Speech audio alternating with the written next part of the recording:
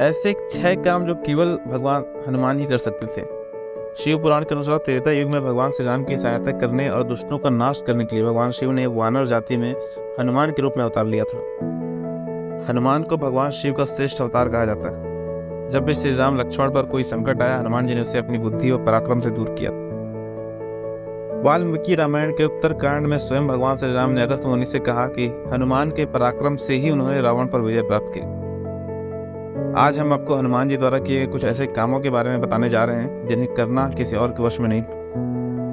तो कैसे हैं दोस्तों? आशा करता हूँ कि आप लोग अच्छे होंगे।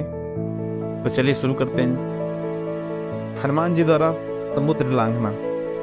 माता सीता की खोज करते समय जब हनुमान जी, अंगद, जामवंत आदि वीर समुद्र तट पर पहुंचे तो 100 योजन विशाल समुद्र को देखकर उनका उत्साह कम हो गया। तब अंगद ने वहां उपस्थित सभी पराक्रमी वानरों से उन्हें छलांग लगाने की क्षमता के बारे में पूछा।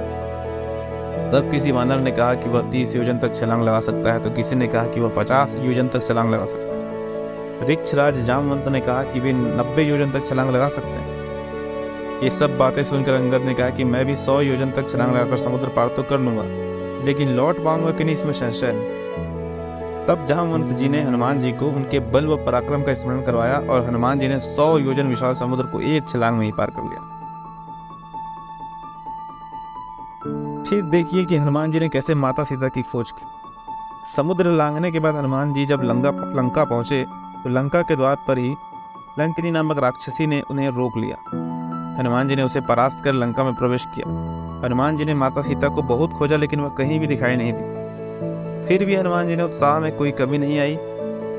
माँ सीता के न मिलने पर भी हनुमान जी ने सोचा कि कहीं रावण ने उनका वध तो नहीं कर दिया। यह सोचकर हनुमान जी को बहुत दुख हुआ, लेकिन उनके मन में पुनः उत्साह का संचार हुआ और वे लंका के अन्य स्थानों पर भी माता सीता को खोज करने लगे। ढूंढते ढूंढते अशोक वाटिका में जब हनुमान जी ने माता सीता को देखा तो वे अति प्रसन्न हुए। इस प्रकार हनुमान जी ने यह कठिन काम बहुत ही सहजता से कर दिया। कैसे हनुमान जी ने अक्षय कुमार का वध किया व लंका दहन किया। माता सीता की खोज करने के बाद हनुमान जी ने उन्हें भगवान श्री राम का संदेश सुनाया। इसके बाद हनुमान जी ने अशोक वाटिका को तहस नहस कर दिया। ऐसा हनुमान जी ने इसलिए किया क्योंकि वे शत्रु का शक्ति का अंदाजा लगा सके। जब रावण के सैनिक हनुमान जी को पकड़ने आए तो उन्होंने उनका भी वध कर दिया। इस बात की जानकारी जब रावण को लगी तो उसने सबसे पहले जाम्बूवली नामक राक्षस को हनुमान जी को पकड़ने के लिए भेजा। हनुमान जी ने उसका भी वध कर दिया। तब रावण ने अपने पराक्रमी पुत्र अक्षय कुमार को भेजा। हनुमान जी ने उसका भी वध कर दिया। इसके बाद हनुमान जी ने अपना पराक्रम दिखाते हुए लंका में आग लगा दी। पराक्रमी राक्षसों से भरी लंका नगरी में जाकर माता सीता की खोज करना व अनेक राक्षसों का वध करके लंका को जलाने का साहस हनुमान जी से बड़ी सहजता से कर दिया। कैसे हनुमान जी ने विभीषण को अपने पक्ष में किया। श्री रामचरितमानस के अनुसार जब हनुमान जी लंका में माता सीता की खोज कर रहे थे तभी उन्होंने किसी के मुख से भगवान श्री राम का नाम सुना। तब हनुमान जी ने ब्राह्मण का रूप धारण किया और विभीषण के पास जाकर उनका परिचय पूछा। अपना परिचय देने के बाद विभीषण जी ने हनुमान जी से उनका परिचय पूछा। तब हनुमान जी ने उन्हें सारी बात सच बता दी। श्री राम भक्त हनुमान को देखकर विभीषण बहुत प्रसन्न हुए और उन्होंने पूछा कि राक्षस जाति का होने के बाद भी श्री राम मुझे अपनी शरण में ले लेंगे। तब हनुमान जी ने कहा कि भगवान श्री राम अपने सभी सेवकों से प्रेम करते हैं। जब विभीषण रावण को छोड़कर श्री राम की शरण में आए तो सुग्रीव, जामवंत आदि ने कहा कि रावण का भाई है, इसलिए इस पर भरोसा नहीं करना चाहिए। उस स्थिति में हनुमान जी ने ही विभीषण का समर्थन किया था। अंत में विभीषण के परामर्श से ही भगवान श्री राम ने रावण का वध किया। अब देखते हैं कि हनुमान जी ने राम लक्ष्मण के लिए पहाड़ कैसे लेकर आए।